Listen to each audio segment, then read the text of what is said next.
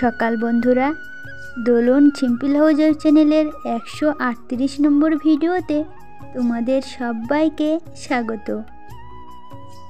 তো বন্ধুরা, আজকে আমি সকালবেলা মাছ দিয়ে এই ভিডিওটি স্টার্ট করলাম। যে যেখান থেকে আমার ভিডিওটি দেখছো, আশা করছি তোমরা সবাই অনেক অনেক ভালো আছো, আর তোমাদের আশীর্বাদে আমিও কিন্তু অনেকটাই ভালো আছি। তো বন্ধুরা, তোমাদের সবার আশীর্বাদ নিয়ে আজকের ভিডিওটি শুরু করলাম। এখন কিন্তু সন্ধে হয়ে গেছে। জানো তো বন্ধুরা, আজকে ছেলের স্কুল থেকে বই দিয়েছিল, আর আসার সময় কিন্তু মলাট, তারপর স্টিকার, এগুলো সবই কিনে এনেছিলাম। তো সন্ধ্যাবেলায় কাজবাজ হয়ে গেছে বলে এখন কিন্তু বসে বসে একটু মলাট করছি। আর আজকে কিন্তু আমি সকালবেলায় শুধু মাছের ভিডিওটাই করেছিলাম। আর সকালবেলা কিন্তু উঠোন বাড়ি সব ঝাঁট দিয়ে রান্না বান্না সব কমপ্লিট হয়ে গেছিলো। আর তারপরেই কিন্তু তোমাদের দাদাভাই মাছগুলো কিনে এনেছিল। আর জানো তো বন্ধুরা, ওখানে কিন্তু অনেকগুলো জ্যান্ত জ্যান্ত মাছ ছিল। তো সবগুলো মাছ কিন্তু তোমাদের দাদাভাই 100 টাকা দিয়েই কিনেছিল। জানো তো বন্ধুরা, তোমাদের দাদাভাই না টাইম কলে জল আসে না বলে রাস্তার কলে জল আনতে যাচ্ছিল, আর তখনই একজন মাছ নিয়ে বেরিয়েছিল। তো 100 টাকা দিয়েই কিন্তু ওই সবগুলো মাছ দিয়েছিল। আর সকালবেলা কিন্তু আমি না ডাল আর ভাজা রান্না করেছিলাম, আর ওই যে আলু সেদ্ধ, আর মাছগুলো পরে এনেছিল।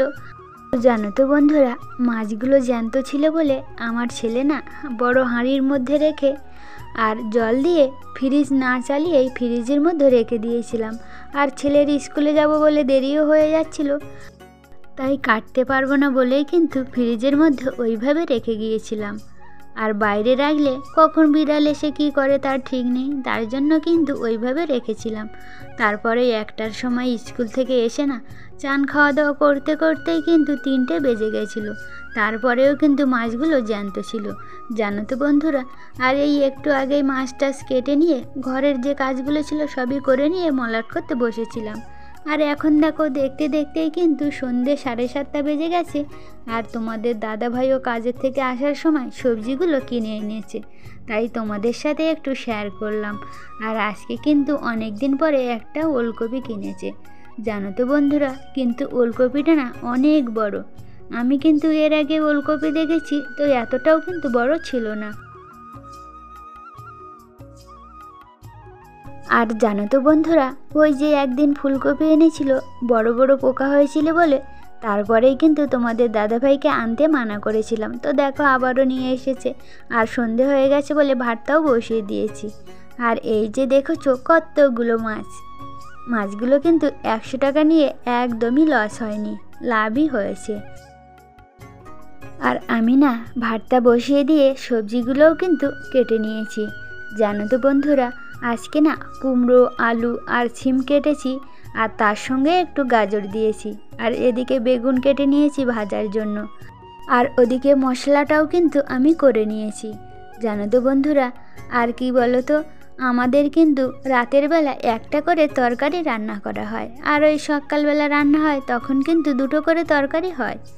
তো আজকে না শ্বশুরমশাই এসেছে বলে আজকে একটু বেগুনটাও ভেজেছি। আর একটা তরকারি দিয়ে না দেওয়া যায় না, তার জন্যই কিন্তু সঙ্গে একটু বেগুন ভেজে নিয়েছি। আর এখন দেখতে দেখতে কিন্তু 9টা বেজে গেছে, আর আমার রান্নাটাও কমপ্লিট হয়ে গেছিলো।